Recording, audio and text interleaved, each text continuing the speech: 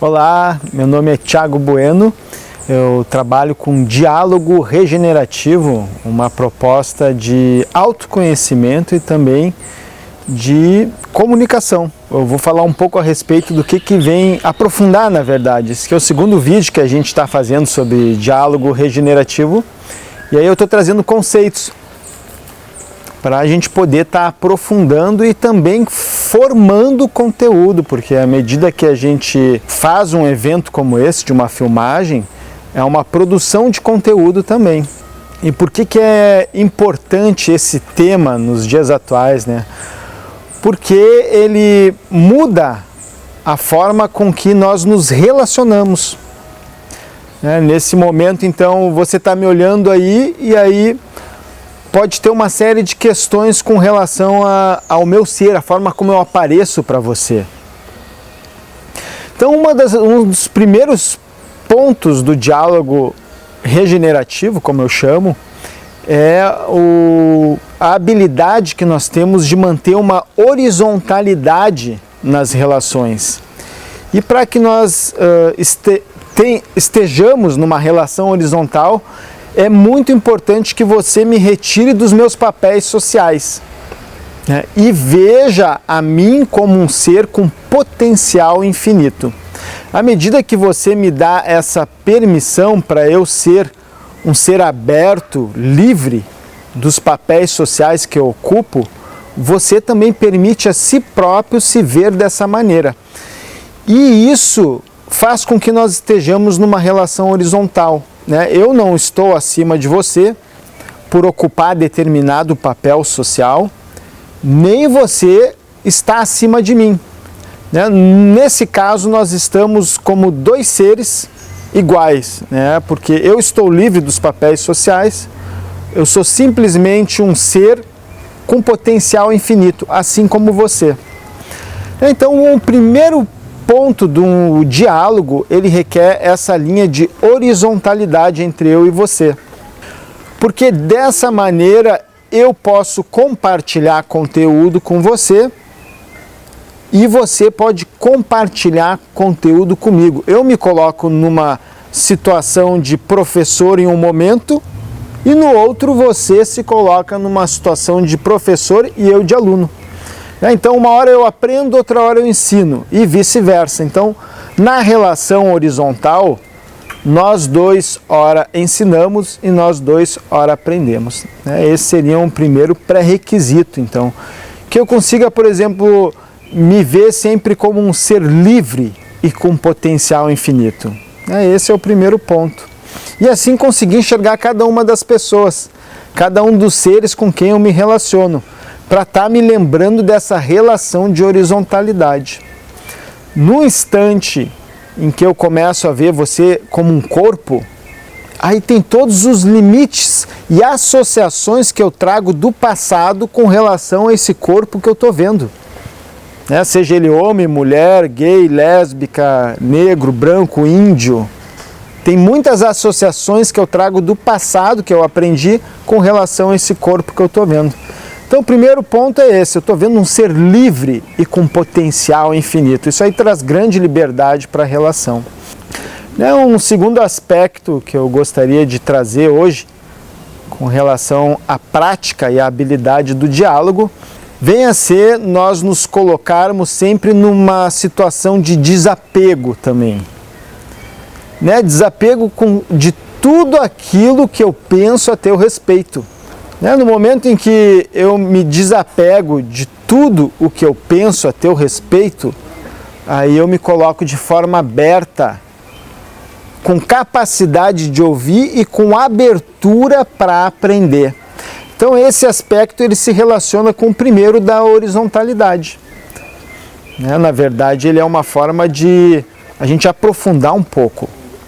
Então, se desapegar de todos os conceitos que você possa ter com relação a outra pessoa. Isso vai lhe permitir ter uma capacidade de ouvir maior e uma abertura para aprender algo novo. E agora uma outra questão também do diálogo regenerativo é o questionamento reconstrutivo. O que vem a ser isso, questionamento reconstrutivo?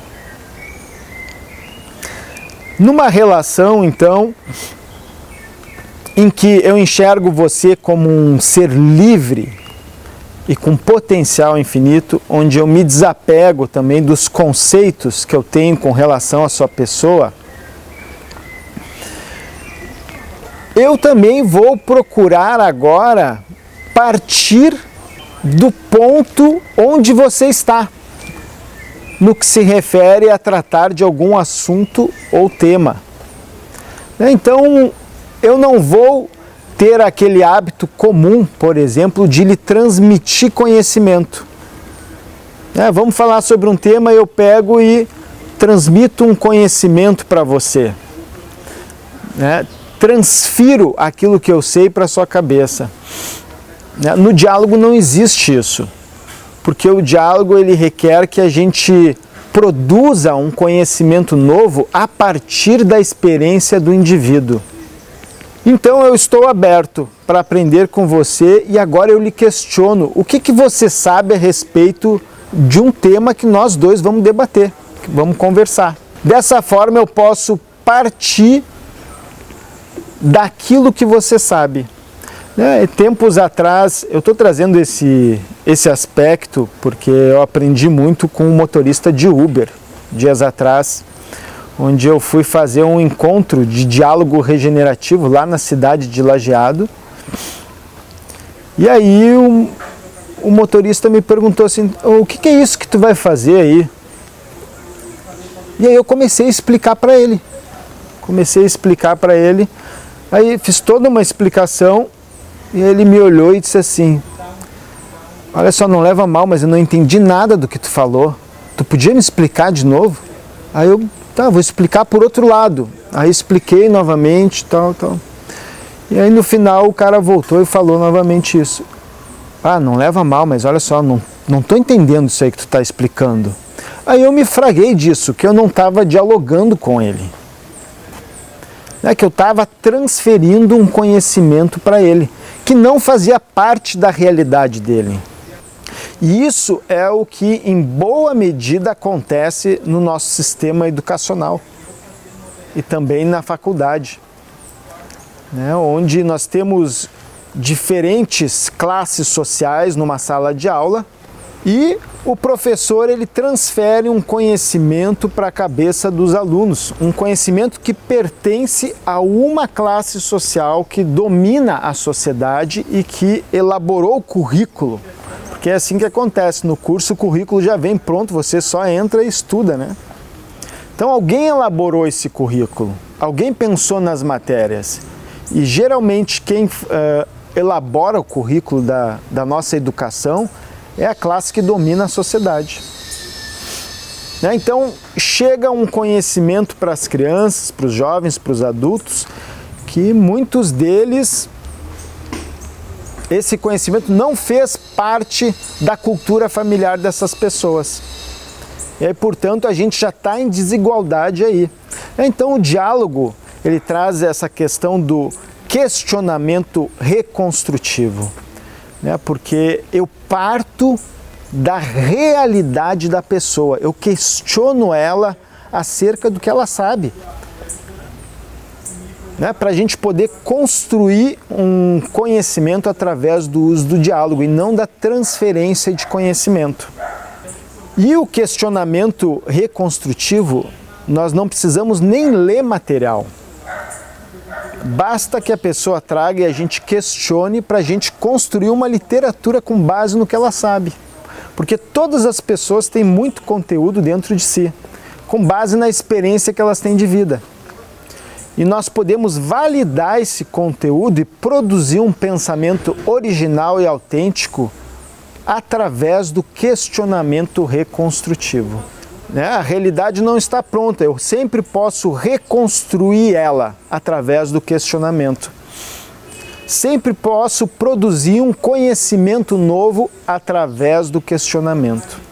E agora eu gostaria de entrar com você antes da gente terminar esse vídeo, entrar com você num aspecto que se refere ao uso da empatia no nosso diálogo. O que vem a ser empatia? É uma palavra que muitos de nós têm uma resposta pronta já, como sendo se colocar no lugar do outro, né? Que é normalmente a resposta que a gente tem para essa expressão. Mas a empatia ela é muito mais profunda do que isso. E eu vou dizer por quê, né? Um dos principais aspectos da empatia é eu conseguir liberar a motivação de querer ajudar a outra pessoa. O que seria liberar a motivação de querer ajudar o outro? Por exemplo, eu estou falando com você, e aí você me conta uma história. Uma história, por exemplo, triste. Se eu tiver qualquer motivação de querer ajudar você, eu vou querer lhe dar conselho, eu vou querer lhe dar alguma nova percepção, algum novo conhecimento para tirar você desse estado. E aí já não existe mais empatia. Porque eu estou com uma motivação que não aceita você exatamente do jeito que você é. Então a empatia ela permite exatamente isso, que eu consiga aceitar você exatamente do jeito que você é. Por isso eu preciso liberar essa motivação de querer lhe ajudar. Se eu estou diante, vamos voltar para o primeiro aspecto, se eu estou diante percebendo um ser que é livre e com potencial infinito, eu estou diante de um ser que é grandioso. Eu não estou vendo uma pessoa necessitada, por exemplo, mas eu estou vendo um ser que é livre e com potencial infinito. Diante de um ser livre com potencial infinito, eu não tenho motivação para querer lhe ajudar. Mas aí você pode perguntar, mas aí a gente realmente não vai ajudar ninguém, né? Como é que é essa história aí? Qual é o problema de ajudar? Né? Você pode até perguntar isso. Qual é o problema de querer ajudar? O problema de querer ajudar não é nenhum, não tem problema em querer ajudar. Tem problema na forma como eu percebo você. Se eu perceber você como um ser doente, necessitado, aí essa minha percepção ajuda a afundar você ao invés de fazer com que você se erga. A melhor ajuda que a gente pode dar para uma pessoa é autoconsciência. É enxergar nela o aspecto mais profundo dela. Porque no âmago de todo ser humano você vai encontrar um ser que é livre e com potencial infinito. Um ser que é livre é um ser sem culpa e sem pecado. Então a gente fica por aqui hoje. Num próximo vídeo eu trago mais assunto aí. Até breve.